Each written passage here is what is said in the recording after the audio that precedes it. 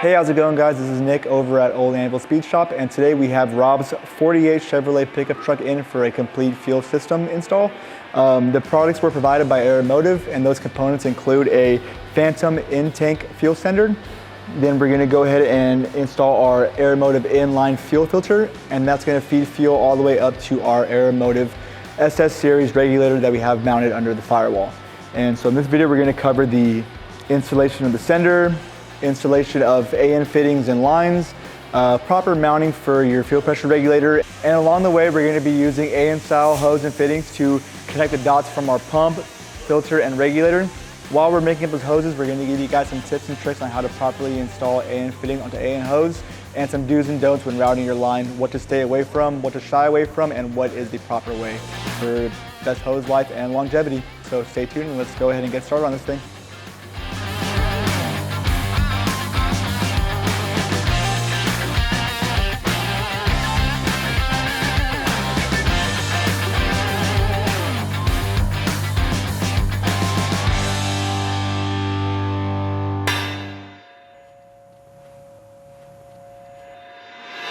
Today we're going to be installing a Aeromotive Phantom in-tank fuel system on Rob's 48 Chevrolet pickup truck. If you want to come in closer and take a look at what we got here, this is what's included in the kit. You have your sock, which keeps the fuel around the fuel sender itself. The fuel sender, here's your inlet, here's your return connection for the fuel pump. If you go over here, this is the mounting ring that goes inside the tank. That fastens this to the actual tank itself. Here's your fuel pump, a little inline filter sock, and then miscellaneous wiring fittings and nuts and bolts that are needed to do the install. So let's go ahead and make our way over there and let's get this installed in this truck. So the first step in this install is we got to drill a 3 1/4 inch hole into this fuel tank to accept the new sender and obviously pick up fuel instead of to the engine, right? This tank is all beautifully pinstriped, so we're not going to mess with any of this. The best spot we're going to choose is going to be this bottom right corner. It's all clear on the inside, no baffles, no foam. So I'm going to go ahead and put this hole in there. And we are going to use this ring as a template to go ahead and drill our holes that actually fasten the sender itself to the fuel tank. So let's get started.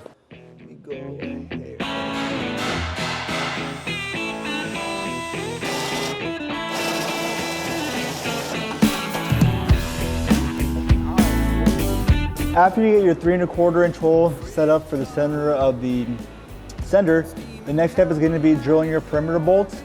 This is going to allow this piece to go into the tank itself. There's a little provision here so you could actually fit it through and up. And these are what's going to mount the sender itself to the tank. It gets sandwiched in here with a really big foam gasket so that it'll give you like no leaks, and obviously it'll be a sealed system. So let's go ahead and get these holes drilled so we can move on to the next step. I'm going to get a quick bolt.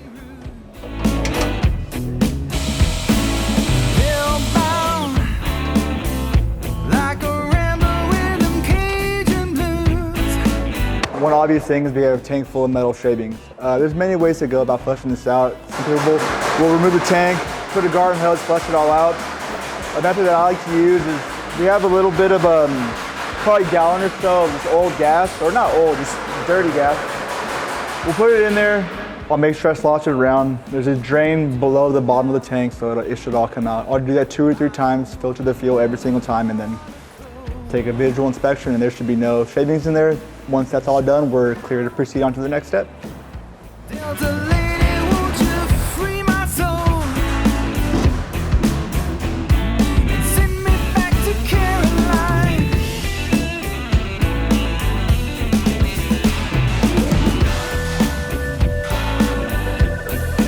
Now that we have all our holes drilled in our fuel tank, the next thing is to determine the depth of it so we could trim our sock for our fuel sender. Yeah, all right.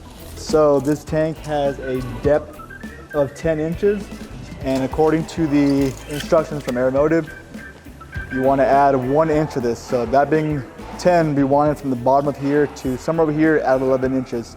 You give it a mark, you trim it out, then from here we could go on to assembling our actual fuel sender itself, mounting the fuel pump to the sender, clamping the lines, getting it all ready to be installed in the vehicle.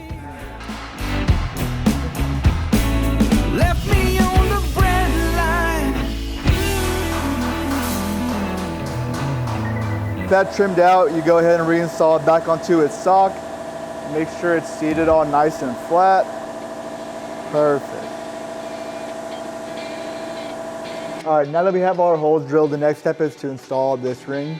It has a little provision here so you can actually get it through the tank. And you be very careful not to drop it. And you line it up with the holes.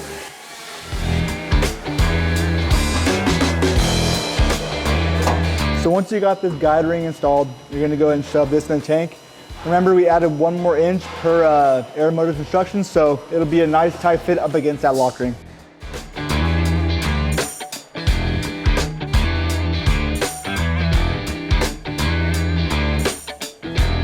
Now with the stock installed, I'm gonna verify my tank depth measurement, because the next thing we're gonna do is attach the fuel pump to the fender itself.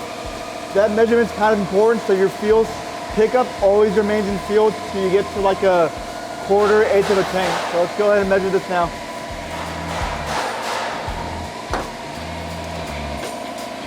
And again, it's still 10 inches, so we'll go ahead and go to the bench, assemble everything, and then dump it in the tank and we'll be done.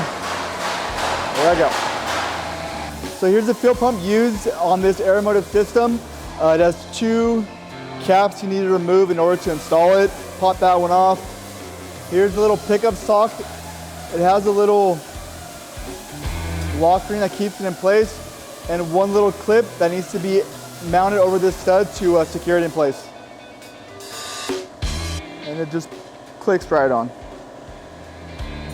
Spoke too soon. Like that. You see that it's properly engaged in this clip, so you know it's not going to be going anyway. All right, so now that we have the sock mounted onto the fuel pump, the next thing is to figure out is our tank depth. We measured it last and it was 10 inches, so we're gonna go ahead and come over here, 10 inches, right there. And then the next thing we need to do is trim out our pickup tube. You always wanna leave extra past this nipple to heat it up and slide it on, which we're gonna do next. Actually, no, we're not gonna do that next. Before we trim out this tube, the next thing we need to do is cut this bracket, because obviously it hangs past 10. You wanna get it right about here, so you have enough room for your 2 mounting clamps to mount the pump to this piece right here. So let's go ahead and go to the bandsaw and trim this out. Then we'll trim this tube out, fasten them together, then it'll pretty much be ready to go into our fuel tank. I'm just kidding. All right, so next thing we need to do is trim up this pickup tube to get us our 10 inches of tank depth. I made a little mark there with the Sharpie. You just go ahead and bam. So next thing you need to do is heat this tube up. It expands when you heat it up, and then it hardens up when it cools down. So you want to heat it up, shove it on there, hold it for a few seconds, make sure it's a good tight fit, and then you're going to put a small little hose clamp on it when all said and done.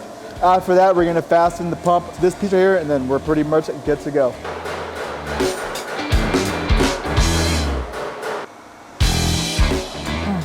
Just like that. And once it's on there, you take this little clamp and you go ahead and make this up, and we're gonna fasten just like that to this piece.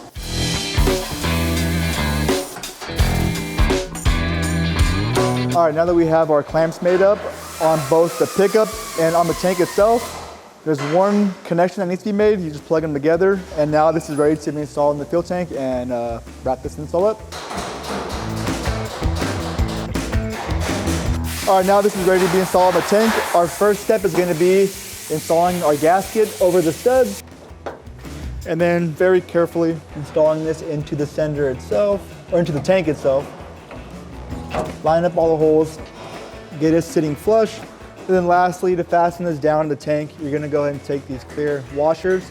Usually the studs don't stick out enough off the jump. So what I do is I'll put 2 nuts on there and I'll make them up just to press this gasket down. And then grab our little individual washers and slip them over each stud. So with these 2 tightened, it again compresses the gasket to allow you to get the washer on there and the nut.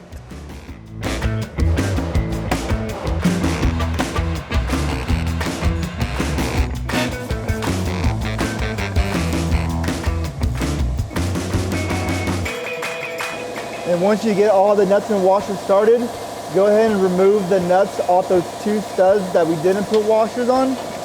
And then go ahead and install your final 2 washers and put those nuts back on. And then you're gonna wanna torque these down in a nice sequence pattern so it sucks down nice and even to create a good seal. So this concludes our install of our Aeromotive Phantom in-tank fuel sender. The next steps of these videos are gonna be us running fuel lines and mounting our fuel pressure regulator up under the engine bay. But as of right now, this is installed, ready to go to get wired and plumbed, and that's a wrap. All right, so now that we have our new Aeromotive fuel sender installed in our fuel tank, the next thing we're gonna be doing is plumbing this thing up to the front. This vehicle has a small block Chevy with a Edelbrock series carburetor up top. So in most carburetor applications, what's gonna be needed is a returnless style or a deadhead style fuel system. So pretty much that means there's no return line. It's just feeding fuel up there and it stops at a regulator and then it gives a regulated amount of fuel up to the carburetor, right? So now let's go ahead and get our system ready. We're gonna put in a few fittings on our beginning and ends. We're gonna lay out our fuel filter location, our regulator location, and then connect the dots with some -6 AN lines. So let's get started.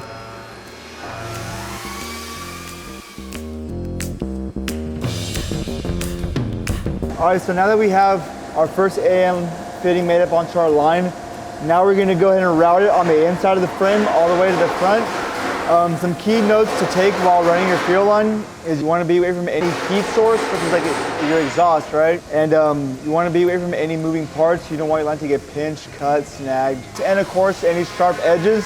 And you always want to run your bends with a nice big sweep. You don't want to kink your line or run too tight of a bend, or else you get into fuel delivery issues, cracking down the road once the line weathers out a little bit. So big sweeping turns away from any abrasives, any sharp edges, and any heat sources, and you should be home free.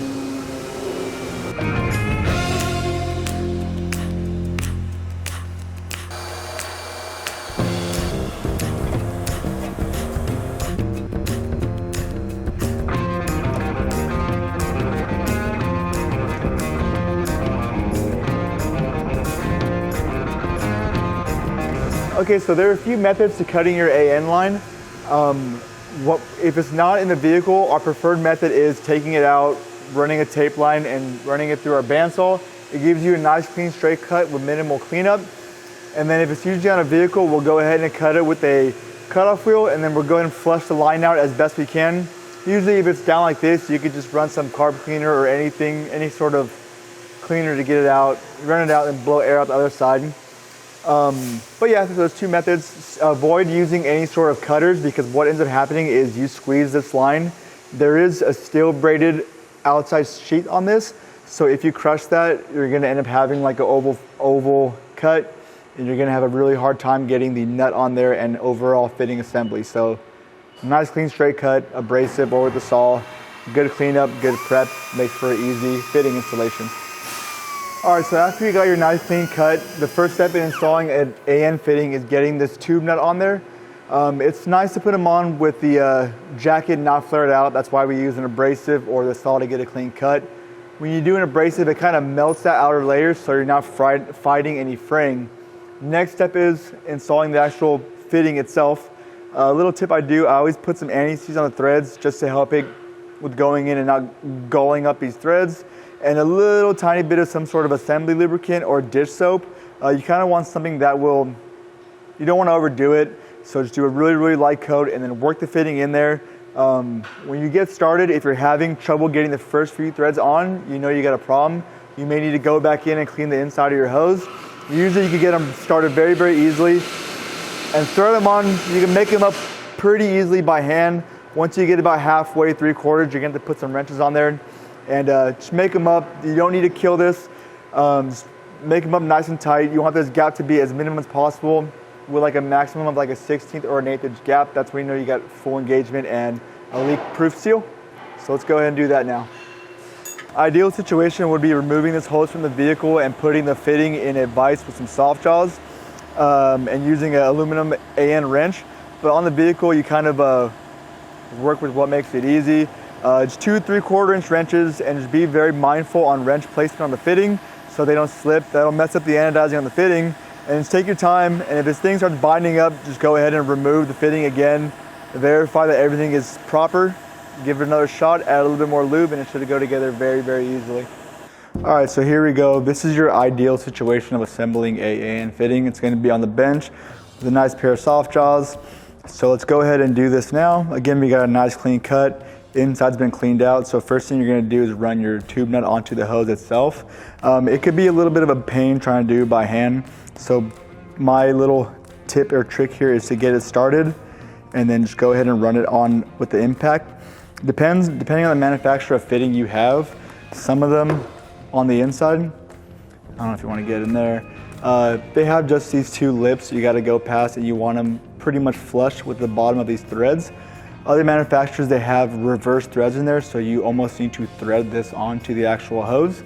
So these you just push on, but again, just to make it a little bit easier, I go ahead and put them on an impact and just spin them on at a very, very slow speed. And just like that, you can see here, oopsies. We got proper hose depth into the fitting. Nice clean square cut. The hose is centered in the nut, so now let's go ahead and install our fitting section. And then again, going back to those few things I mentioned earlier, running aluminum into aluminum, so you always want to put a little tiny bit of anti-seize. Don't overdo it. A little goes a long way with this stuff. I always smear it, because why not? And then some super small drop of assembly lube on the side, because this is going to actually run into the hose, so a little bit of lubrication always goes a long way. And how I mentioned earlier, you should be able to get a very, very easy start to assembling these fittings. There should be no push, no struggle, no fight to get these on. If that's the case, there's something wrong there and you need to visit our previous steps. As you can see, I got it about a little over halfway, 3/4 on. That's how you know you got it pretty much perfect. And then the rest of it gets made up with a open wrench. Again, a preferred method may be to use a aluminum style AN wrench, but a little bit longer wrench, it does make it a little bit easier. And I've noticed that sometimes with aluminum wrenches, they may slip. If you just take your time with a proper size standard wrench, you should have no problems with gulling or scratching the AN finish on these fittings. Usually I do this much faster, but I want it to be theatrical. And there you have it. Okay, so now we just plug this right in the carburetor. We have all this line to keep the fuel cool when we're running.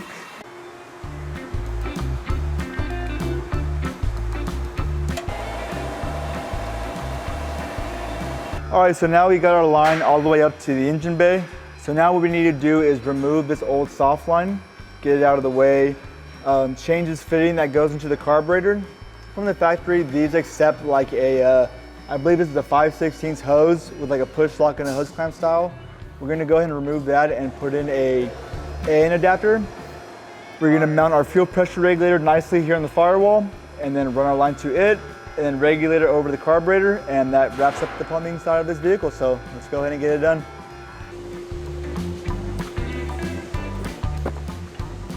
All right, so here we go. We have our Aeromotive SS series regulator. Again, this is a returnless style. You have your in and 2 outs. How this carburetor only has 1 inlet and we're not running a dual carb setup, we went ahead and put a plug on one side and we have our outlet here. Fuel's gonna come in. This is gonna go ahead and regulate the pressure coming from the pump. For a carburetor, you want as low as 3 PSI up to 7 PSI. Edelbrock, I believe, recommends a 5 to 7. So once we get this mounted, we'll go ahead and remove this plug, throw a gauge on there, and adjust our fuel pressure accordingly. So after much thought, we figured out that mounting the regulator right here in the firewall would be best. So we have a clean sweep from the line coming up and a clean run from the line going out to the carburetor. And it gives us a nice clear view of our gauge after we install that. And yeah, so we're gonna go ahead and mount this up in the firewall, and then we have 3 more fittings to make up, and then that wraps up this install.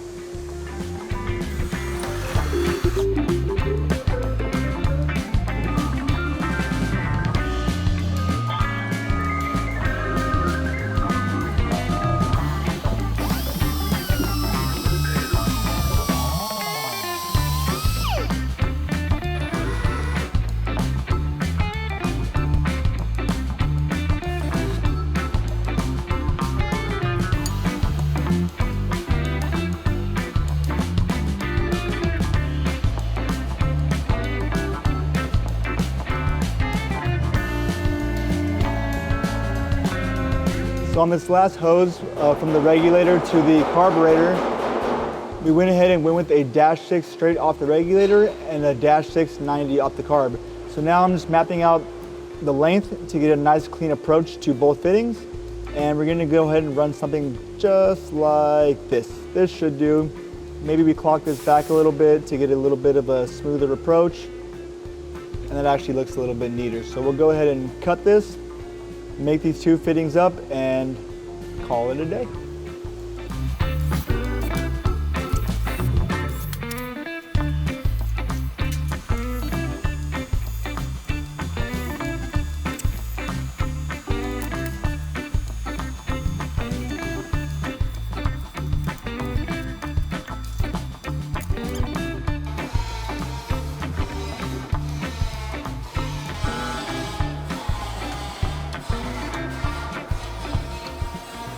All right, so now we have our final line from the regulator to the carburetor finished up, tightened, all assembled, everything. So with all these components being installed, the fuel sender, the fuel filter, fuel pressure regulator, and the lines, this completes our fuel system install. And after this, once the vehicle is running, we're gonna go ahead and adjust our fuel pressure to provide sufficient fuel to the carburetor. And that pretty much wraps this thing up. So hope you guys enjoyed the video, and we'll catch you in the next one.